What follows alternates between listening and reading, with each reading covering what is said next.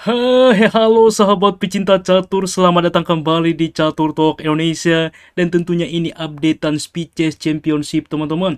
Pada perempat final, bagaimana pertemuan Magnus Carlsen menghadapi Arjun Ergaisi.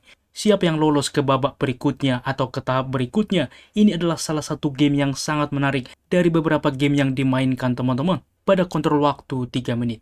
Dan langsung kita menyimak permainannya, kita akan fokus melihat perspektif dari hitam.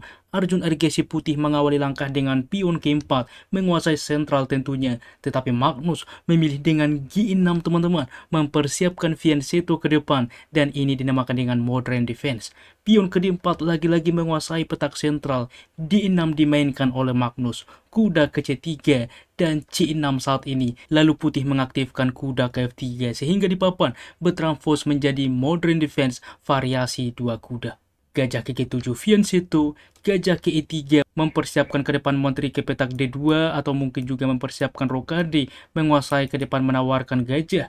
Kuda ke F6 berlanjut, menteri ke D2 tentunya fokus rencana dan B5 teman-teman. Karena apa? Dilihat juga rencana dari putih ada melakukan rokade ke depan, maka langsung di-attack dengan B5. Dan Arjun Ergaisi merespon dengan gajah ke D3, lagi-lagi pengembangan, punya fleksibilitas ke depan melakukan rokade sayap raja atau rokade sayap menteri. Karena seperti ini teman-teman, apabila langsung rokade sayap menteri misalkan, masalahnya B4 sangat kuat saat ini. Kemana kuda melangkah? Sebagai contoh kuda K4 dengan ide menteri K5 B3 misalkan. Karena diancam ke depan kuda juga bisa mundur misalkan. Pion ini ke depan akan terancam teman-teman. Dan ketika juga kuda sebelumnya diusir, mengurangi defender terhadap sentral, kuda saat ini bisa menerima pion E4 dan keunggulan pun dimiliki oleh hitam. Oleh sebab itulah, di sini Arjun Ergaisi setelah B5 dimainkan tidak langsung rokade, tetapi gajah ke D3. Rokade saat ini mengamankan dari Magnus Carlsen. Kita lihat, ia tidak takut sepasang gajah yang coba dimainkan oleh Arjun Ergaisi. Gajah ke H6 fokus rencana menawarkan. Apabila diterima teman-teman tentunya mengundang menteri ke depan. Kuda juga aktif ancaman ke depan. Tugas dari hitam ialah mengusir kuda sehingga ini pun ke depan ancaman skakmat. Oleh sebab itulah gajah saat ini ke G4 langsung mengancam kuda tentunya. Pion ke E5 mengusir kuda. Di sini pertukaran terjadi dan kuda ke sentral ke D5 menawarkan juga kuda. Gajah saat ini juga memukul gajah, raja menerima, dan di dalam pos ini teman-teman, kuda terlebih dahulu ke sentral adalah pilihan terbaik, mengancam ke depan gajah teman-teman mengusir, dan juga pion tidak mungkin melaju karena pion B5 akan tumbang.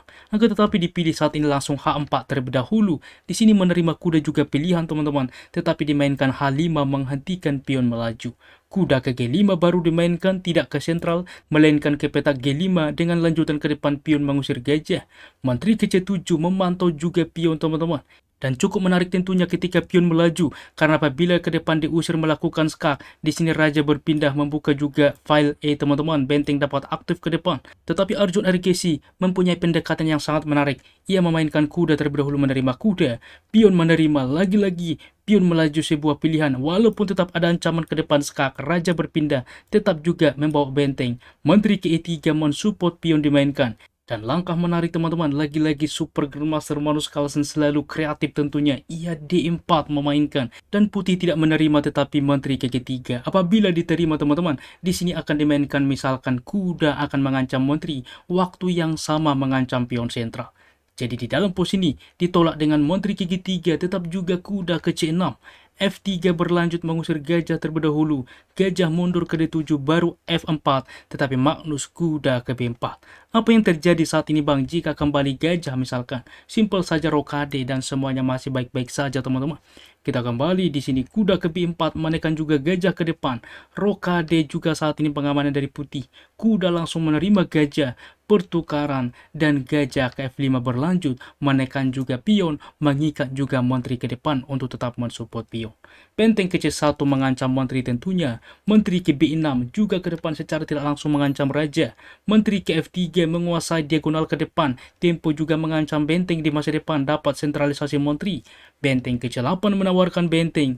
Kuda ke sentral saat ini mundur. Kita bisa bayangkan pion misalkan melaju ke petak B4. Kuda dapat outpost tentunya di petak benteng C5. Menteri ke B7 dimainkan langsung mengapin kuda. Sebuah langkah yang menarik yang coba dimainkan oleh Arjun Ergaisi. Kira-kira taktik apa yang dimainkan di posisi seperti ini? Bagaimana teman-teman? Di sini Arjun Argesi mencoba menguji endgame dari si Raja Endgame Magnus Carlsen, kuda ke D6. Mengapa ini langkah menarik? Tentunya pengorbanan ini tidak bisa diterima karena menteri akan tumbang. Maka saat ini Magnus Carlsen menyepakati endgame menteri memukul menteri. Tetapi sebelum menerima menteri tentunya kuda terancam, kuda menerima gajah tempo skak. Pion menerima, barulah pion menerima menteri. Saat ini kita lihat masing-masing punya pion bertumpuk. Pion ke E6 tentunya cukup logis mempersolid pion satu sama lain. Raja ke F2 mencoba membuka tentunya file G. A5 saat ini berlanjut dan benteng melakukan skak. Raja ke H6, Raja ke E2 saat ini manuver ke depan. Benteng ke G8, inilah thumbnail yang kita lihat teman-teman. Mencoba menawarkan benteng saat ini. Kita akan melihat bagaimana imajinasi endgame yang terjadi. Benteng memukul benteng file C tentunya. Apa yang dimainkan teman-teman? Magnus Carlsen, benteng memukul benteng file G teman-teman. Disinilah posisi kritikal. Waktu sudah mulai krisis, kita lihat Arjun Argesi 9 detik, Magnus Carlsen masih ada 56 detik. Di sini Raja ke F2 mengancam Raja dan ini adalah langkah kesalahan. Sangat-sangat menarik bagaimana tekanan yang coba dimainkan. Memang sangat logis bagaimana langkah Raja ini. Tetapi sebelumnya A4 adalah justru opsi terbaik. Di mana bedanya ketika dilakukan skak, Raja berpindah menerima pion, maka pion juga menerima pion. Sebagai contoh, benteng menerima, benteng ke C4, counter attack selain mengancam pion D4, juga tentunya saat ini mencegah pion melaju. Namun rupanya bedanya teman-teman ketika dimainkan di dalam posisi Raja ke F2, apa yang coba dikalkulasi Magnus Carlsen, benteng ke B1 dimainkan mengancam pion, benteng ke C2 mensupport, A4 saat ini teman-teman mendorong ke depan, di sini A3 menghentikan pion, benteng ke D1 mengancam pion saat ini, Raja mendekat juga mengancam benteng, benteng ke H1 melakukan skak ke depan, benteng ke C5 mengancam pion, dilakukan skak, Raja berpindah menerima pion B2, waktu yang sama mensupport pion B5, sangat-sangat menarik. Raja ke C1, di sini benteng ke B3 mengancam pion, Raja ke C2, tentu saja di sini benteng disupport pion, maka Raja ke G6 berlanjut, Raja ke D2, dan di sini melakukan skak, Raja ke C1, maka coba teman-teman Anda pause video ini, apa langkah simpel kalkulasi yang luar biasa yang dimainkan Magnus Carlsen membuat Arjun Argesi menyerah di posisi seperti ini. Bagaimana teman-teman? Tentunya langkah itu benteng ke F2 menggerogoti pion ke depan, tetapi selain menyerah, waktu dari Arjun Argesi juga sudah habis teman-teman. Dan inilah menunjukkan hebatnya kalkulasi Magnus Carlsen walaupun dalam waktu singkat. Sebagai contoh dilanjutkan permainan benteng menerima pion, maka benteng juga menerima pion. Lagi-lagi misalkan benteng ke B4 mengancam pion, benteng menerima pion saat ini mensupport pion, benteng menerima pion A4, benteng menerima pion H4. Masing-masing misalkan juga mempersiapkan promosi pion. Inilah kalkulasi yang luar biasa. Magnus Carlsen bisa memperhitungkan ketika ia promosi ke depan terlebih dahulu, juga tempo skak teman-teman. Dan ketika tempo skak walaupun ke depan dibiarkan promosi dari putih, masalahnya benteng melakukan skak apabila berpindah ke file C, maka menteri tentunya langsung ke C1 skakmat, berpindah ke file A, maka dilakukan skak. Di sini tidak diterima menteri, tetapi menteri ke B1 adalah skakmat. Luar biasa, dan kita lihat teman-teman bagaimana hasil yang terjadi.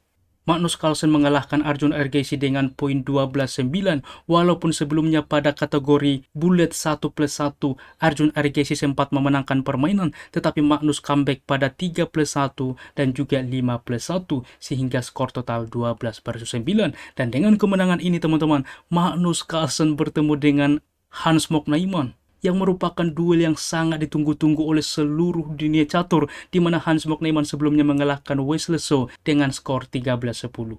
Sangat-sangat menarik. Lagi-lagi tuliskan di kolom komentar siapa dukungan Anda untuk menjuarai turnamen ini. Dan adapun ulasan permainan tingkat akurasi dari komputer, Magnus Carlsen 96,5% dan Arjun Argesi 89,8%. Demikianlah ulasan catur menarik hari ini. Terima kasih sudah menonton teman-teman. Jangan lupa support tentunya terus percaturan kita Indonesia yang semakin jaya. Akhir kata, keep sharing and keep loving. Bye-bye.